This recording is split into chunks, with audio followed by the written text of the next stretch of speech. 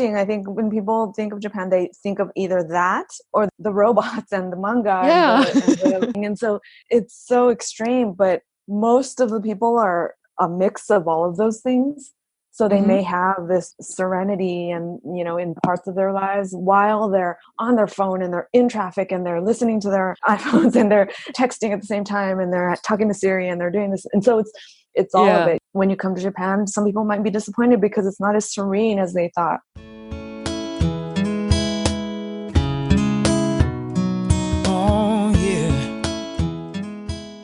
Welcome to the Geopats podcast, where we talk to people that have a few different cultures in them, around them, and running through their hearts and minds. And we talk to them about books, coffee, podcasting, creating things, and language. This is a very special book show that we have for you today. I'm pretty much done with my part because Tatiana from a previous book episode is going to take over. Tatiana, how are you? Hi, Steph. I'm good. And hi to home, basically. Yeah, because you're in Goa, India, and I'm in Berlin, Germany. Exactly, and Berlin is my hometown. So what do you have in store for us today? I spoke to Yuki from the Booknerd Tokyo, who is Japanese, but actually she's more American. Very interesting story. And we spoke about specifically one Japanese book, which is Kitchen by Banana Yoshimoto. So Tatiana did this interview, and so she's going to take it over from here. So let's listen to their conversation. Hi, Yuki. Hi, Tatiana. How are you?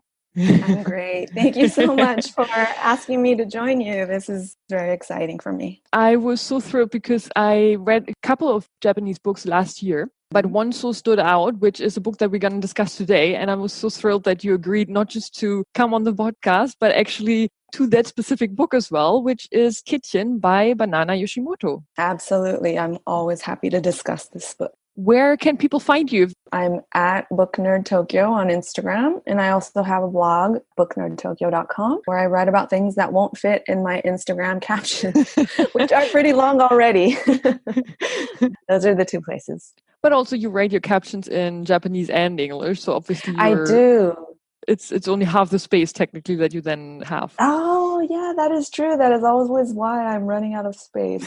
Yeah, I try to make a point to do that, even if the books aren't translated in the other language, whichever. Sometimes I write about English books that aren't translated in Japanese, but I tried to make a point about writing in both languages for all captions, because that's kind of my point is you don't want to pick and choose what information you're sending to a certain group of people, and then you're sending different information to a different group of people. So I tried to keep that as equal as possible. And also it's just the way that I think in both languages and write in both languages. I wanted to be as true to who I am and how I communicate daily. Now, while you were born in Japan and are currently living in Japan, your family actually brought you over to the US, Los Angeles, when you were 4, where you've lived for a big chunk of your life and especially very formative years as well. Tell us a little bit about your life between Japan and US. Sure. So my parents took our family to LA when I was 4. My brother was 1, and they've since settled there. So my family's still there. I consider LA to be my home, no matter where I live, how far I'm away. When people ask me where I'm from, I always say LA. I've been in Tokyo for about 6 years now, and that's due to the man that I married is from Tokyo. And I was born here, but because I didn't know anything about this city, as our relationship progressed and the idea of getting together and, okay, where would we live when that came up? I was living in New York at the time, but I happily suggested that we live in Tokyo. I just really wanted to get to know this city. My parents are from Tokyo. My grandparents lived in Tokyo. So we had visited as children, but never as an adult. So I really wanted to live here and kind of get to know my roots and understand where my parents came from and learn the culture. The book is called Kitchen by Banana Yoshimoto. Is that the same title in Japanese as well? It is. It's kitchen. And there's the Japanese word for kitchen, which is daidokoro, but it's interesting that she went with kitchen, the English word for it, which is what everyone calls kitchens now. Everyone in Japan calls kitchens kitchen. They don't call them daidokoro. So it's a part of the modern lexicon. Okay. Now, this particular book was actually released in 1988, which seems ages ago now. But the fact is actually that when you read it, it sounds, both in terms of language and content, such a current book, actually. Yes. Do you want to give a quick summary of the book? Sure. Kitchen is about a young woman named Mikage who lost her parents when she was younger, and she was raised by her grandmother. And the story begins when her grandmother passes away and she finds herself completely alone and lost. And that's when a friend from college named Yuichi invites her over for tea, just to, chat. And then through a series of events, she ends up staying with them for a while. She ends up moving out of her old apartment that she lived in with her grandmother and moving in with Yuichi and his mother, Eriko. And the book is called Kitchen because the kitchen is the one place in all of the world that she's not completely overtaken by sadness, and she's able to forget her sorrows. And she knows that Yuichi and Eriko, his mother, are good people because she loves their kitchen. Their kitchen is just perfect, according to Mikage. And with their help and through their communication and the time spent together, she starts to find her way back to life. It's about the human connection and the relationship with a family that is not your own, but becomes possibly your own family. For Mikage, I think it's kitchen and food and cooking that's really her refuge from all the bad things that are happening to her in terms of losing all the family she has. But you don't want to mention Eriko? No, I think that Eriko is a key player. I think what happens to Eriko is something that we maybe don't talk about. Okay. But Eriko is such a profound presence in Mikage's life because Yuichi introduces her as his mother.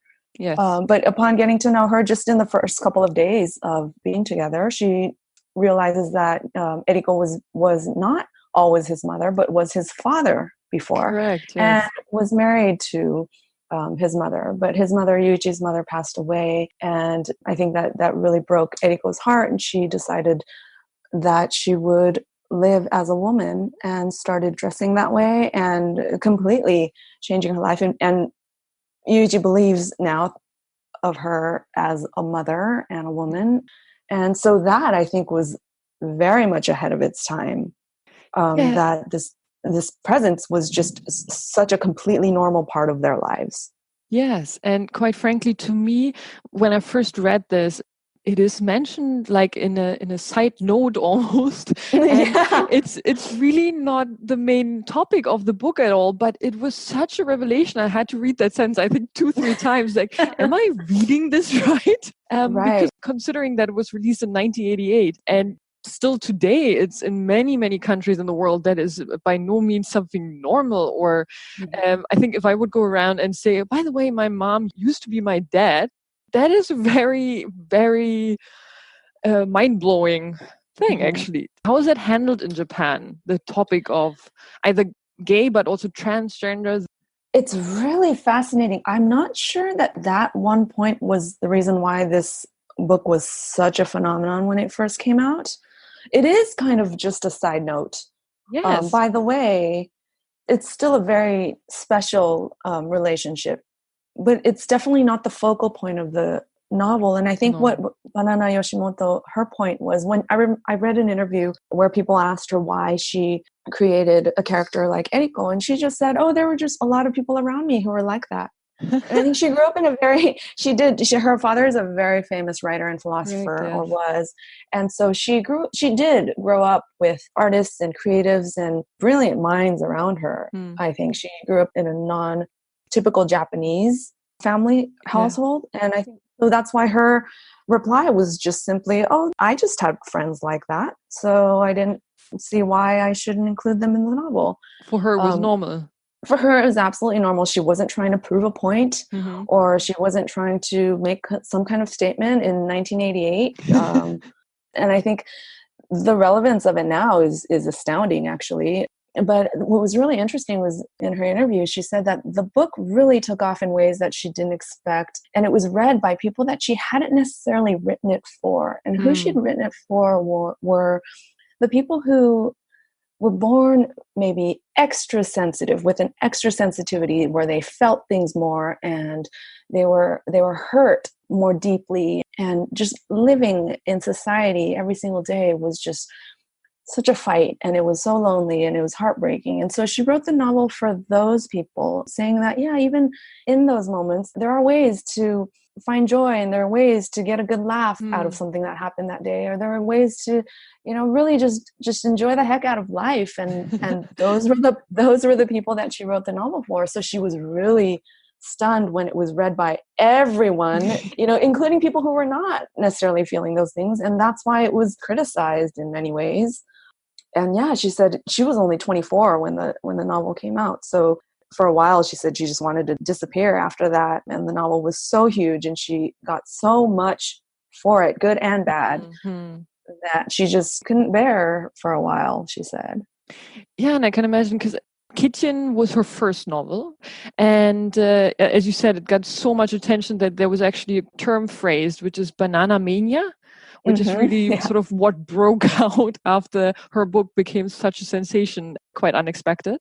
Now, the reason why I brought it up is I love the book, and I know that you quite like Banana Yoshimoto's work in general as well. What makes it about Kitchen that you particularly like? I think it's such a slim novel, and you don't expect to find a world in there that you do. I didn't read it until I was probably in my 20s, because I knew that people were talking about it in such a profound, this changed my life kind of way, that I didn't think that my Japanese comprehension would be able to pick up on those nuances. Even though I could read Japanese, I didn't think that I could understand the depth of feeling of the Japanese people. And so it wasn't until much later, upon many rereads, that I finally grasped what it was all about. But I think a lot of her novels are about death and about loss, but it's not about the death and the loss as it is about the recovery from it, and the trying to regain yourself and your sense of self and trying to get your life back. And I think, anyone who's experienced any kind of devastation, any kind of time in their life, that they know that that's the time that they were the saddest, and that's the time that broke them, but that was also the time that made them strong, made them who they are.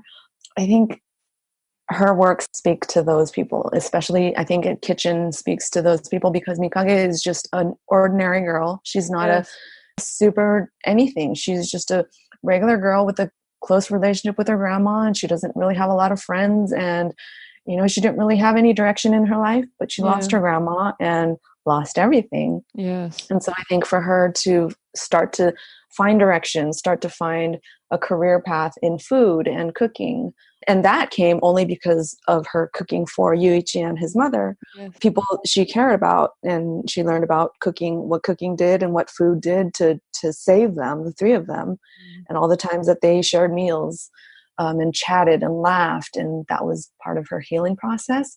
So I think the fact that she was just this college student with no real direction, but for her to have experienced such great loss and then rising from that, there's something about that I think is hope giving and hopeful to the reader. And I think that's what I was moved by. And I absolutely agree, because to everybody who thinks that this is a dark and very sad and crying tissue kind of book, it really isn't, because while there's so many very tragic things happening in terms of her losing literally the last family she has, and there's a few more things, but it keeps coming back as being a very hope-giving book. And as you say, probably at a certain age, we all have lost somebody, or if you're going through that right now, I think this book is fantastic, because it really gives you hope that albeit they're being sad and terrible things happening, it can be still a wonderful life ahead. And as such, it's a very universal concept, and I don't find it a very Japanese book. Would you agree? Right. I agree. I think the thing that made Banana Yoshimoto so fascinating to Japanese readers is that her stories are not very Japanese at all. Just in terms of references, she makes references to Linus and his blanket and the TV show Bewitched and Helen Keller and the Brothers Grimm, and as just everyday conversation pieces. And her novels, they could be set anywhere. She doesn't talk about very Japanese things. She talks about a college, a university that they attend, but that could be anywhere. And she talks about, inns that they go to for work, restaurants, things like that. But there's nothing very there's no like, oh, and overlooking Mount Fuji, and there's no depictions of very Japanese icon type things. And also the reason why the novels struck a chord with Japanese readers is because it's not very Japanese, but they still felt it so deeply, which gave Japanese readers the idea that maybe, this out of place novel, this kind of fish out of water novel strikes a chord with me. Maybe it's okay that I don't fit into society, fit into every aspect of society. Maybe it's okay that I mourn in different ways, or I love in different ways, or I have different parents, or I don't have friends. I'm not social. I don't know what I want to do. And that was okay. And to have it go on to be so universally loved. I don't know that it's something the author set out to do, because she writes in Japanese. It's not that she writes in English and she writes for global audiences specifically, but I think just generally the things that she is drawn to and the things that she writes about are universal topics. A lot of them are about spirituality. They're about growing up. They're about gender roles. They're about family. A lot of them are about loss, about death. And so I think... And how to overcome loss, I think, over and over again as well. Right, exactly. Would you say Kitchen is already a classic, even though it's only came out about now 30 years ago? Or does it belong now to that new wave of books? Because when you said that it's a lot about Japanese people discovering that I can be different and still belong to society and find people who love me, etc. This sounds very much like Convenience Store Woman, which is about a woman who feels that she's so different from everybody else that she goes and works in a convenience store to find a very simple set of rules where she can fit in.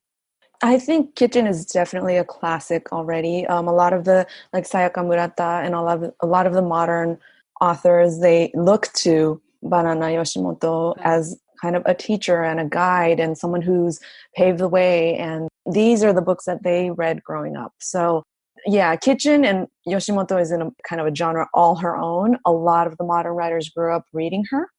And I think now they're expressing their own take on society through Convenience Store Woman, which, in 1988, the convenience store wasn't even a thing. So this is definitely the modern version of the topics that I think Yoshimoto touched on. Oh, yeah.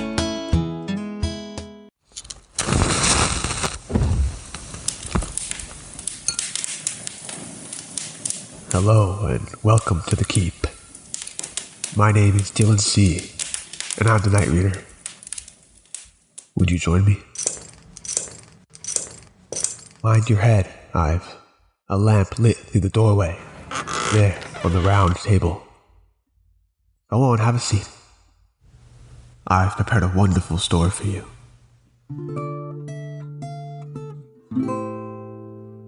I like to take a look at inspiration as a whole and what moves us as humans towards physical action. My literary analysis and inspirational podcast is about just that. It's full of new and upcoming artists, writers, young influencers, and long-standing figures of motivation. I move through difficult texts and interpret them in a way that anyone can understand, as well as adding my personal flavor of voiced characters and musical themes to the mix. This is a show where you can educate yourself, learn about yourself, feel inspired to follow your own passion, share your writings, poetry, relax, and enjoy some stories. The round table has enough room for all those who are willing. You can find me on Apple Podcasts, Spotify, Castbox, and anywhere else you can find podcasts. Also follow me on Instagram, and I welcome you to join me on the Night Reader podcast.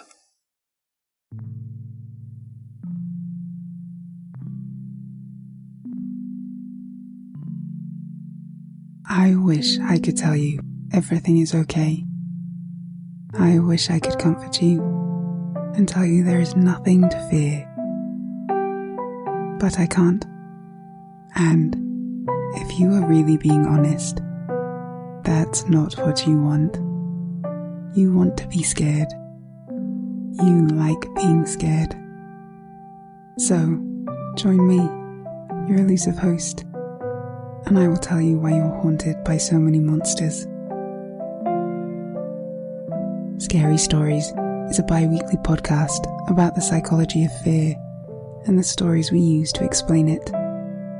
So, take a seat and let me tell you about this thing that happened to a friend of a friend of a friend. Find it everywhere you listen to podcasts.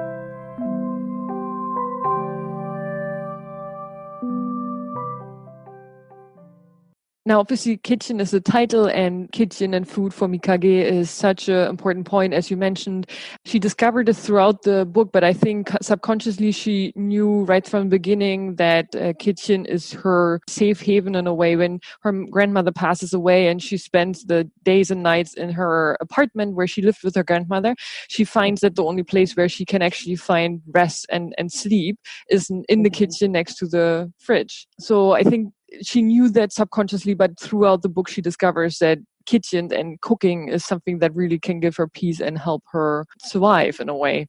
How important are kitchens in Japan homes or food for Japanese people? Is that a big deal? Oh, they love food. Japanese people love food so much. You turn on the TV at any hour of the day and you will find a television show about food, about trying restaurants, about traveling for food, about making food, cooking shows, food. There's so much food. And the quality of food, the local foods depending on regions. There are all these specialties depending on which prefecture you're in, which part of Japan you're in. And so food is definitely a part of their lives. You can't talk about Japanese culture without talking about the food. Wow. So naturally, kitchens are an important part of producing those foods. And because slow living and living, outside of the city, you can't really experience it in Tokyo. But once you leave Tokyo and you're outside of the city, you have an appreciation for a slower kind of life. And people like to keep their kitchens clean and minimal and with the best tools, not the newest gadgets, not the latest gadgets, but knowing how to use the iron frying pan that's been used for decades and decades, given to you from your grandmother and your mother, things like that. So I think, kitchens are places where people connect. And I love our kitchen. I do. I love the kitchen, and I understand Mikage wanting to just lay out her sleeping bag and sleep by the fridge because there's the hum of the refrigerator and it's working for you even when you're not and you don't feel like working, you don't feel like getting up. It's still humming along and keeping your food cold. And every time I turn on the stovetop to boil water, I'm just like, wow, that's just amazing. You are amazing, because coffee is my thing, obviously. For my Instagram accounts, all I do is drink coffee. But my making coffee every morning sustains me. Obviously, Japanese food and American food, very different, but the importance that is given, is that similar, or do you find it very different? I find it very different. I don't think I had a palate until when I first came to Japan. I could understand, obviously, this is tasty, but it was, I grew up on hamburgers and fries and Doritos and pizza. But my mom we lived in LA, which when I was growing up, there wasn't as many Japanese food or Asian food grocery stores around. So I think my mom really did a great job of using what she could find in the local grocery store and turning it into a Japanese, like the tonkatsu that was in the book. Things like that. She made those for us, and she made the miso soups, and she tried to really give us an idea of what Japanese food was like. So my brothers and I grew up loving Japanese food. But when I came to Japan and I would go to Kyoto and I would go to these inns where they, like in the novel, where every single dish is tofu and they're just 20 different dishes of tofu, and you're like, wow, okay. But then now I could eat a meal of 20 dishes of tofu and come home completely satisfied and moved by the experience and wondering, and you start to understand how things are made and how things are arranged, and you appreciate the seasons are a big thing here. So you eat what's in season, whether it's fish, vegetables, fruit, nuts, and berries, and everything.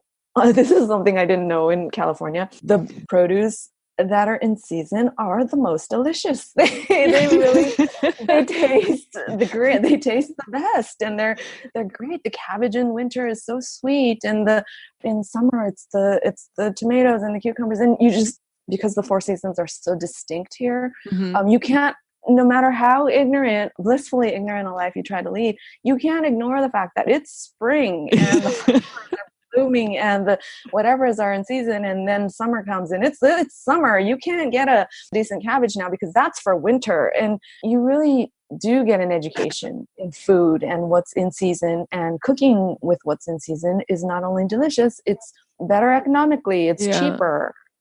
So yeah, it's definitely an education. I've gotten a food education living in Japan. But also a lot of what you're describing sounds very sustainable life, actually. The idea that instead of outfitting your kitchen with all new equipment, you use a very good iron pan and use it for your entire life. Or eating what's currently locally in season and grown outside the city. Whereas I haven't been to the States, what you hear from the States isn't really that. It's a lot of plastic, and I want always the new and latest, and it doesn't matter how long it lasts, actually. Mm-hmm. No, absolutely. I think, I grew up in LA and we would go to the farmer's market all the time. So I think I grew up being around great produce and great fruit, especially the things I miss most, the navel oranges and the grapefruit and everything, all the fruit I miss now that I grew up, and avocados that I grew up eating in California. But it's true. I think the Japanese people, not everyone, because everything is starting to be obviously, hey, Siri, do this, and hey, Siri, do that. And people are able to, oh, my Siri just just activated. But there are so many gadgets and technology is so advanced here that you could easily outfit your entire kitchen and make it automatic.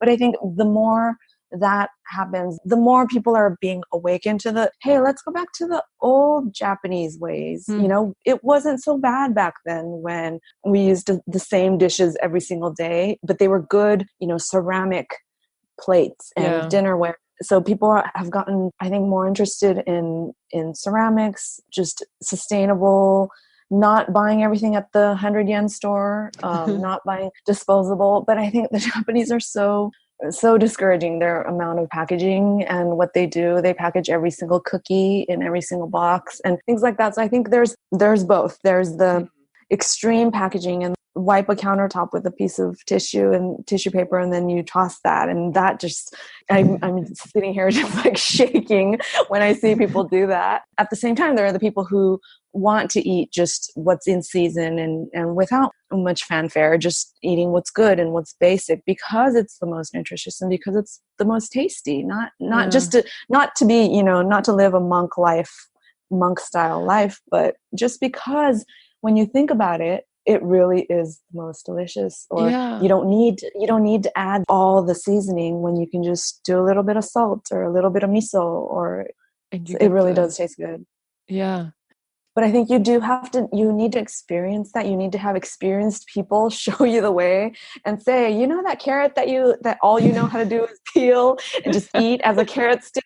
There are some ways that you can prepare them where, you can actually enjoy them in different flavors and different textures. And the Californian comes and, oh my God, I never do that. Are you serious? Yeah.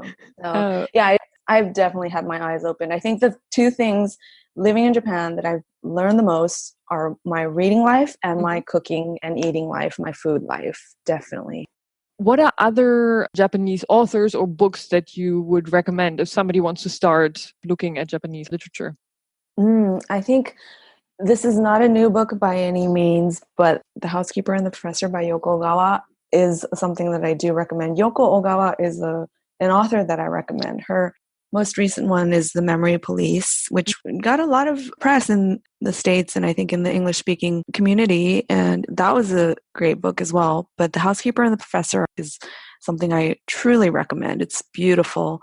Hiromi Kawakami is another author. I'm trying to remember because her novel has two titles. It's not The Briefcase. I have one lying here that I think by her, Miss Ice Sandwich.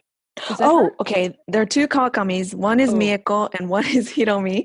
Mieko Kawakami she is one of the hottest writers in Japan right now. It's unfortunate that her only book in translation is Miss Ice Sandwich, but this spring, her big Akutagawa Prize winning novel, Breasts and Eggs, is coming out in English, and she is one of the most talked about young writers in Japan right now. So I do recommend, if you want to really, really go contemporary, I definitely recommend her. Hiromi Kawakami still writes great novels, but she's more just well established. She and Yoko Gawa, they're kind of in the same generational category. Their books are, they run the gamut. There's some are quiet and beautiful love stories, and others are wild and raging and kind of disturbing. So I think those are authors that you might explore until you find someone that you enjoy. Yeah. And then, Convenience Store Woman, and then there's another Picnic in the Storm by Yukiko Motoya.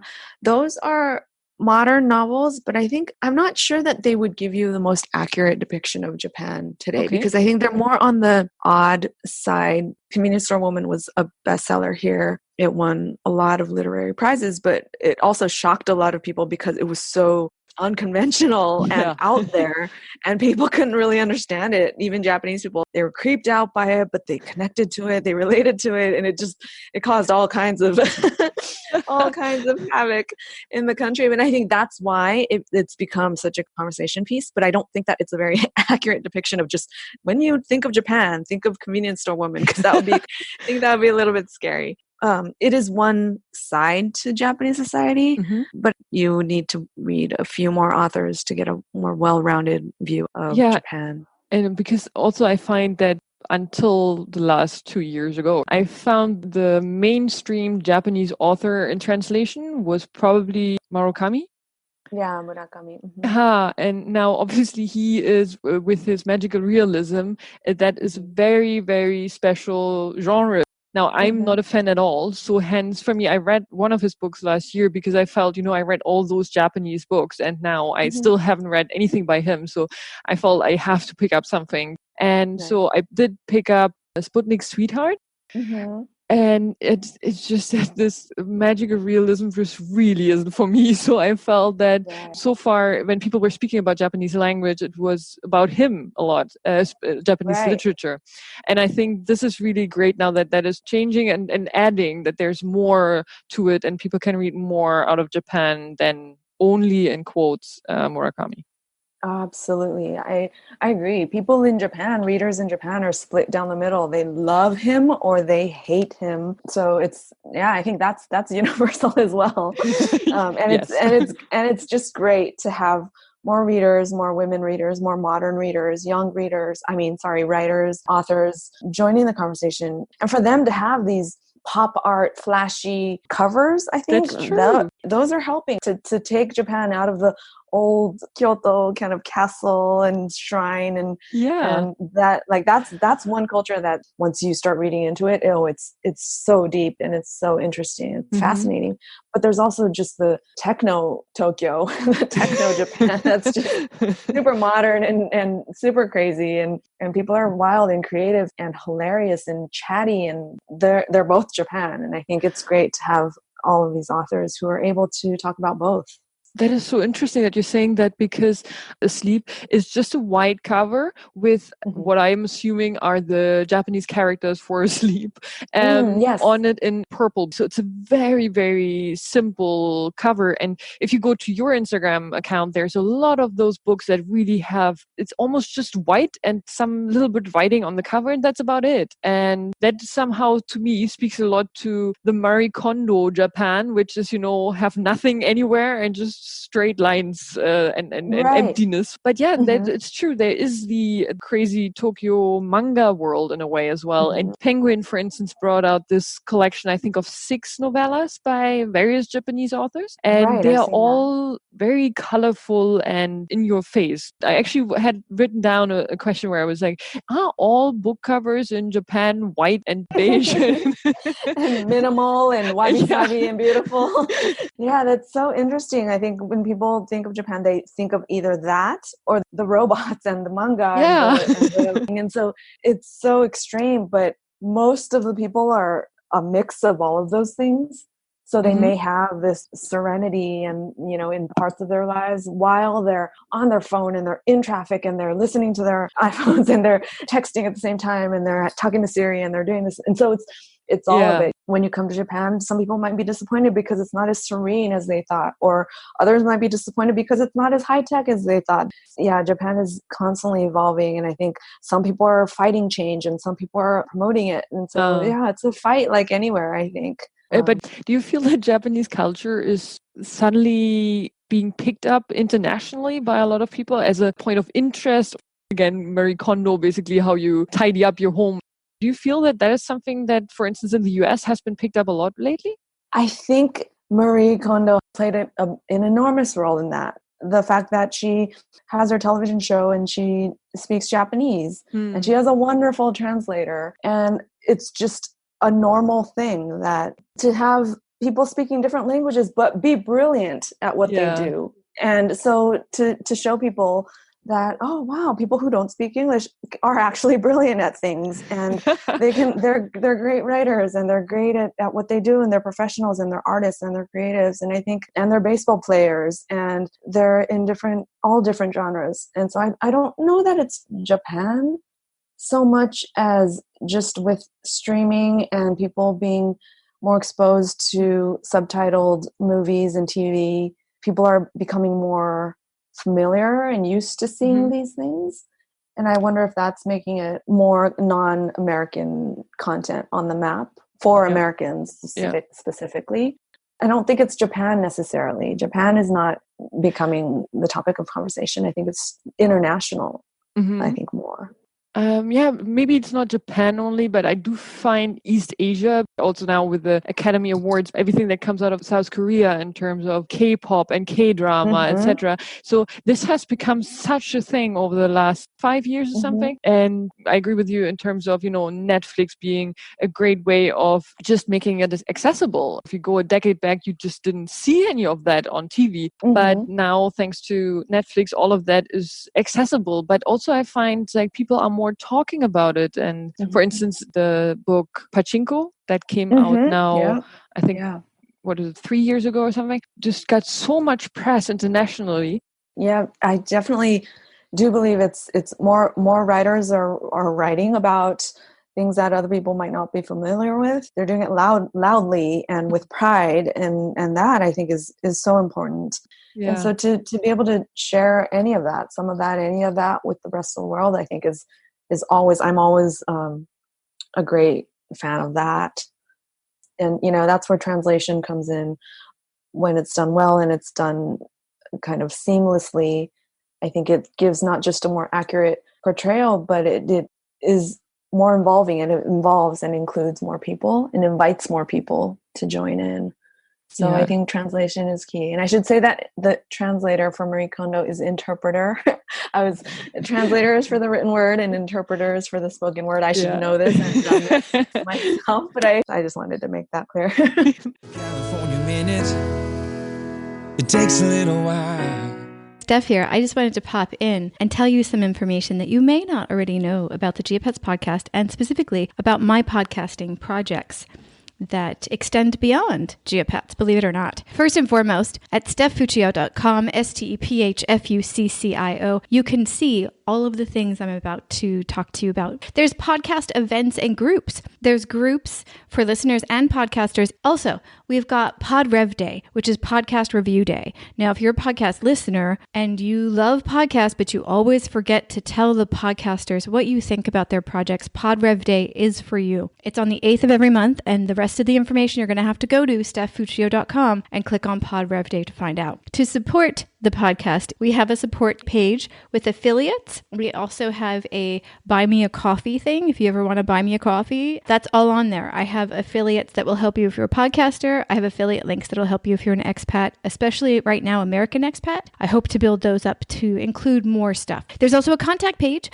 where you can leave me a typed message, or you can leave me a voice message on SpeakPipe. So however you spend your time on stephfuccio.com, I'm excited that you're listening, and I'm excited that you will go over to the website and check these things out and hopefully pass it on to someone else that you think might be interested. So all of that is at stephfuccio.com. There's more, but I just wanted to give you a quick overview. If you haven't been to my website, I'm pretty excited about the podcasting related things that we're doing, and I hope that you get involved.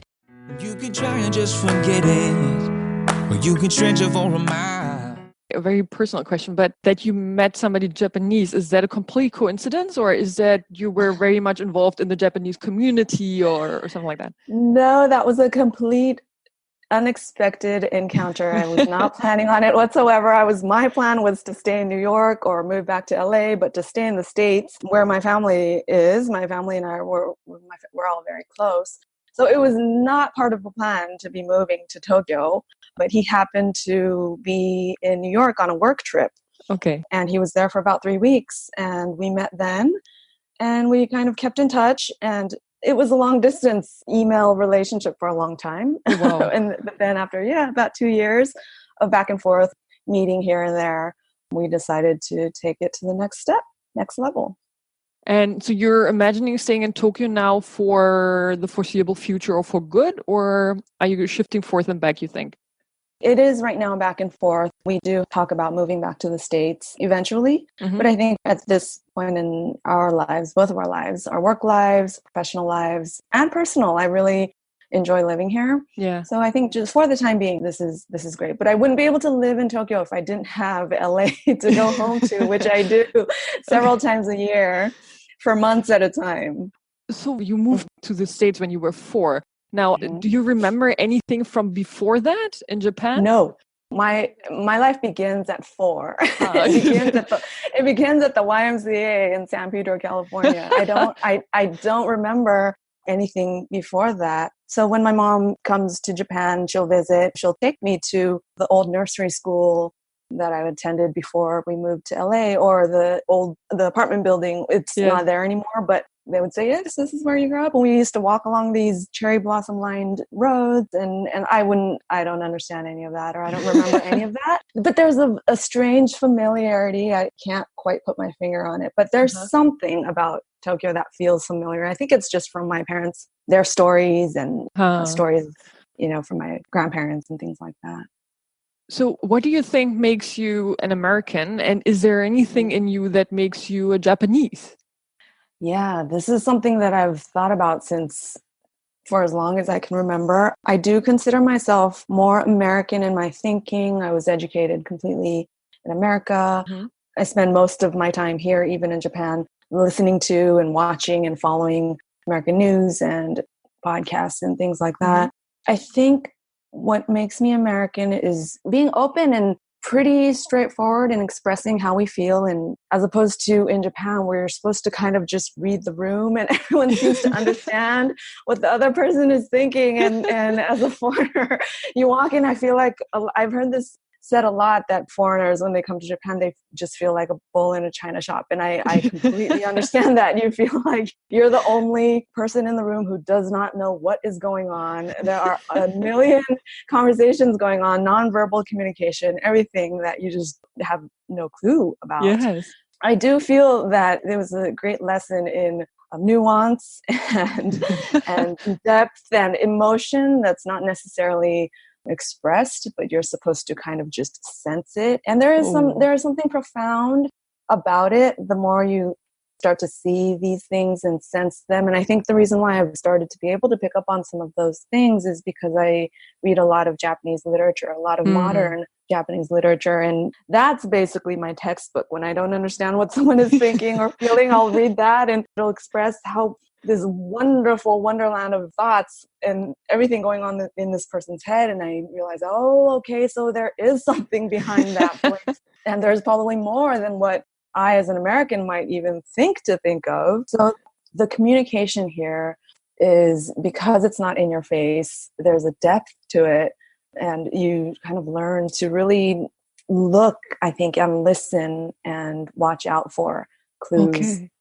While I was basically researching Japanese literature, etc., I came across sort of a guideline on how to bow, because that's the main respectful greeting method, and the different angles you should take depending on what you're trying to communicate. Are you just meeting a friend's mom, then it's a 10% angle. Are you meeting somebody very serious, it's 20% angle. But then when you want to apologize or something, you really go full 45 degrees. And I was so impressed, because quite frankly, I would constantly think about, okay, am I at the right angle? Am I offending somebody just by, bowing too much or too little? Right. Yeah. I think if you live in the corporate world today, I think there's still a lot of bowing. That just happens naturally. It's kind of like a handshake.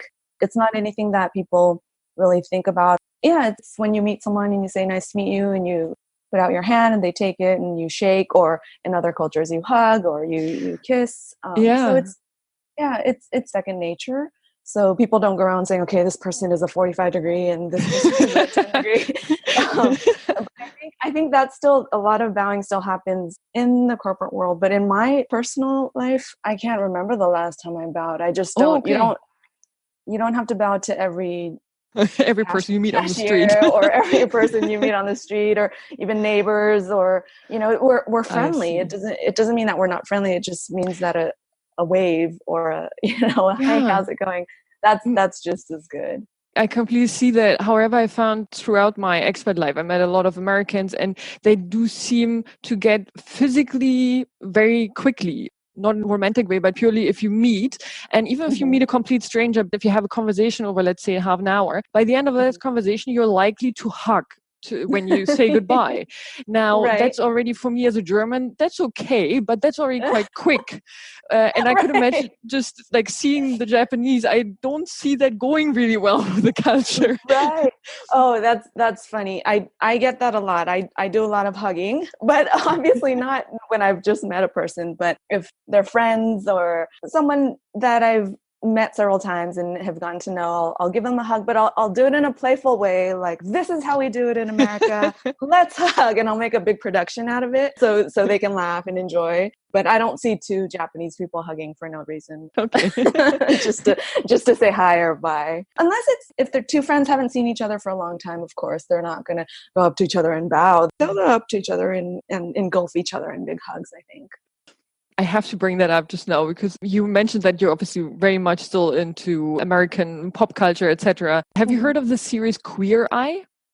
Of course. Yes. And so Queer Eye, just for everybody who doesn't know, is a Netflix series with 5 gay guys who go and make over homes and lives of various, usually American people, but they did have a short season in Japan as well. Did you see that? I did not. I have not. I will. I've seen the advertisements for it everywhere. So I look forward to it. This is really something that I was thinking about now, just because they come in and hug everything and everybody they can find. They have an elderly woman and she was really like stuck still. The first was like, oh my God, what's happening?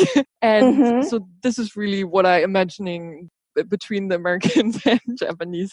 I think secretly Japanese people love it when people come and hug them, scoop them up in a big bear hug. And I think it's not something, they're not revolted by it or anything. I think they enjoy it. They would be more alarmed if a Japanese person came up to them and hugged them.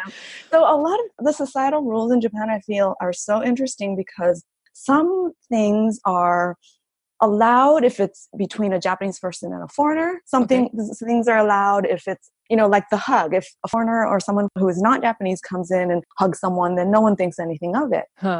Or if a non-Japanese person has a drink on the train and is drinking it, no Japanese person is going to go and tell him to or her to take that drink out. But if you're a Japanese person, you're not supposed to eat or drink on the train, and you should know that. So if you are, you're going to have a couple people glancing at you, glancing your way. So there are a lot of rules that Japanese people kind of put on themselves, but they don't necessarily expect everyone who comes to Japan, I don't think, to follow those rules. Now, but you are born to Japanese parents, so you look from the outside Japanese. Now, so if you're just standing in a train and let's say you would eat or drink something, everybody else would assume you're Japanese. Have you encountered sort of issues or situations where...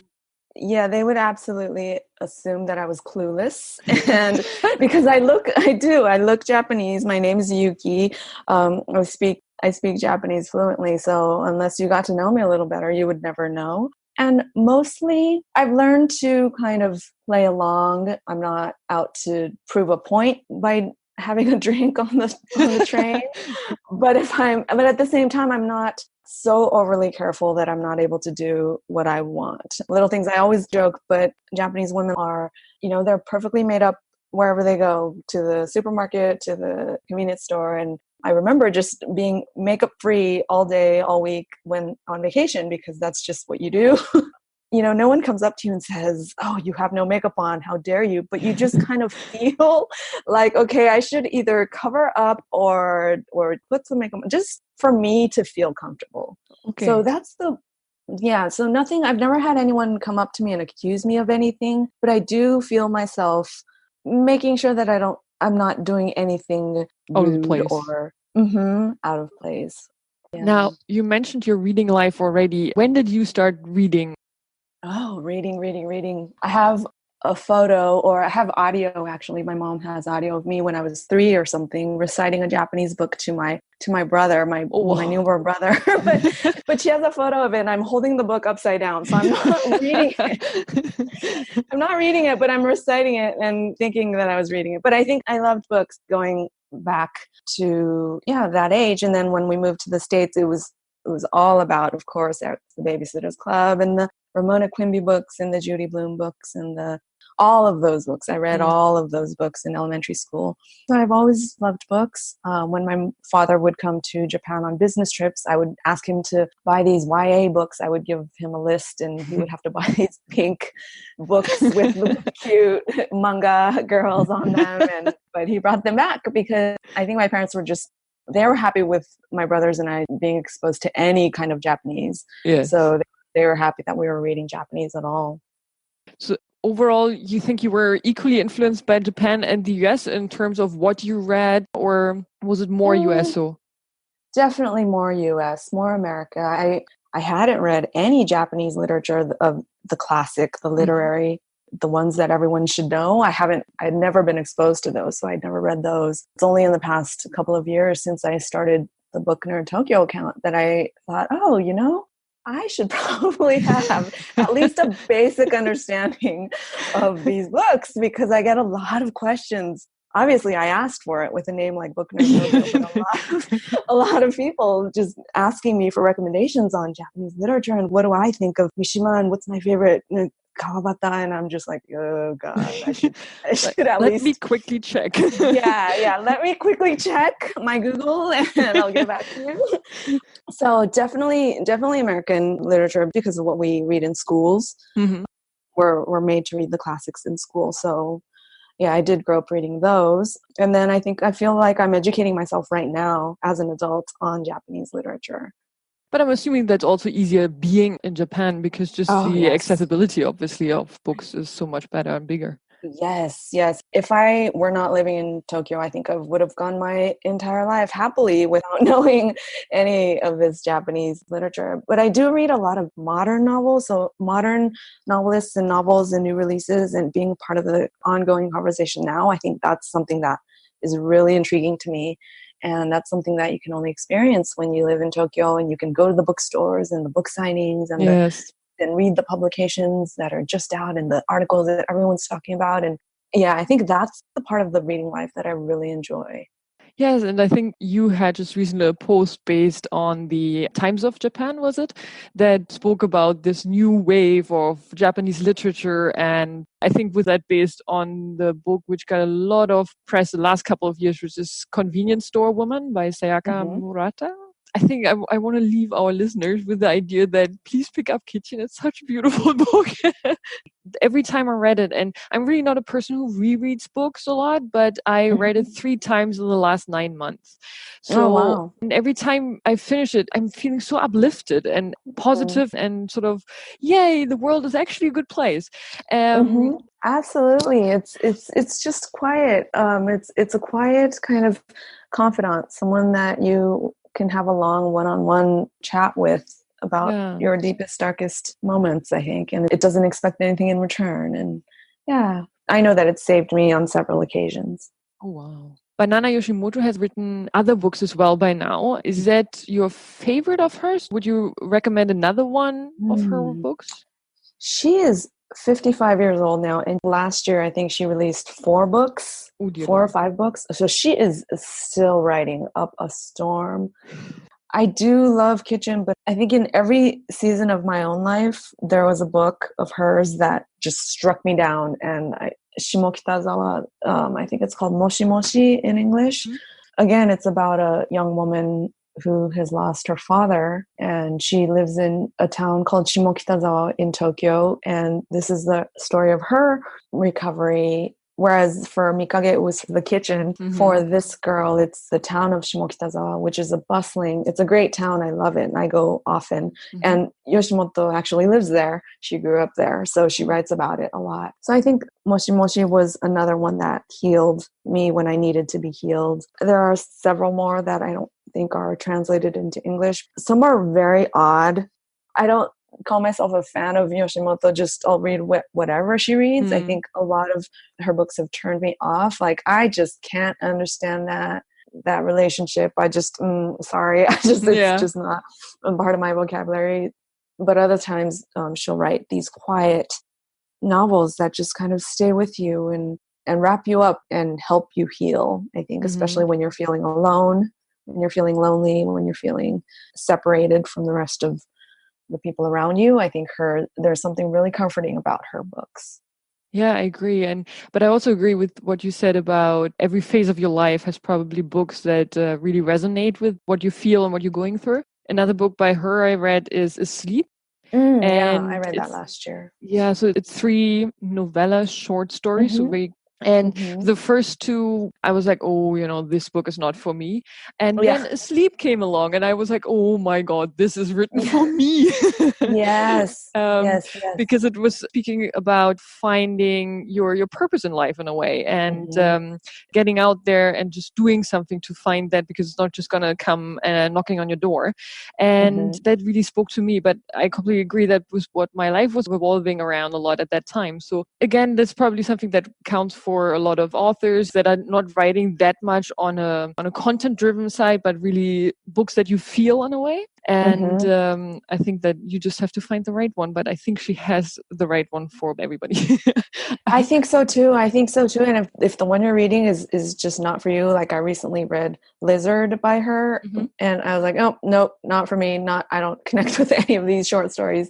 So if that happens, just that one wasn't for you, but maybe don't write off the author completely, because she might still, have another one in her canon that might be for you. So she has enough books for you to be able to probably find something that you can connect with.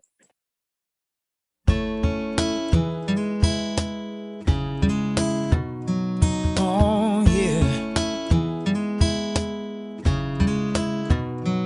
Oh yeah.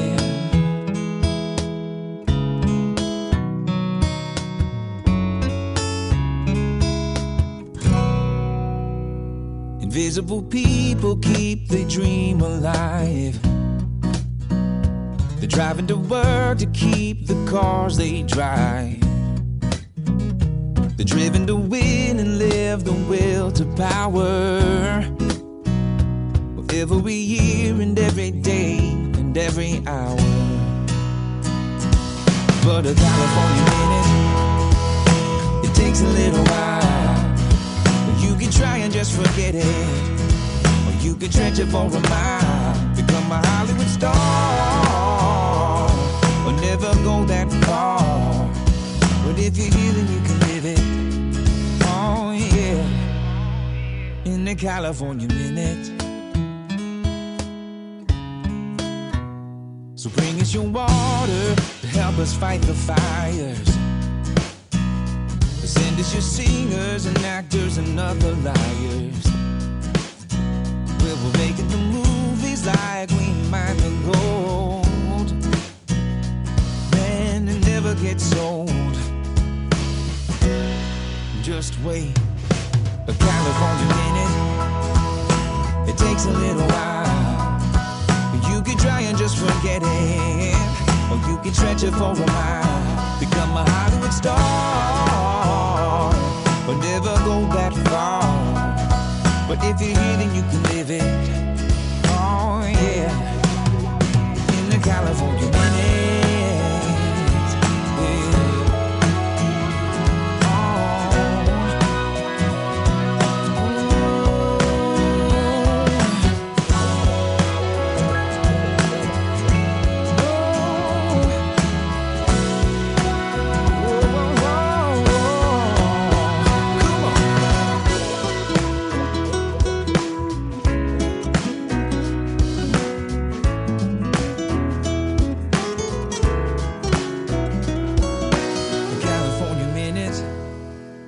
It takes a little while. You can try and just forget it, or you can stretch it for a mile. Become a Hollywood star, but never go that far. But if you're here, then you can spin it. Oh yeah, in the California minute. Yeah, yeah, a California minute. Oh yeah, become a Hollywood star.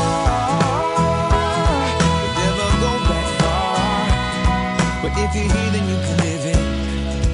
Oh, yeah. In the California minute.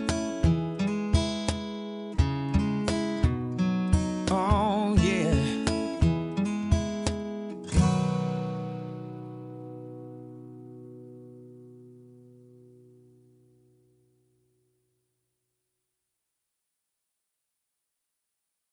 Membership fees apply after free trial. Cancel anytime.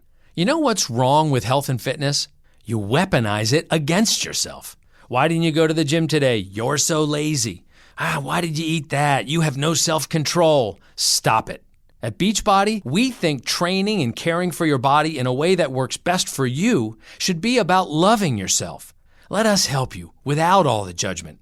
Here's how. Go to beachbody.com to claim your free membership and start feeling great.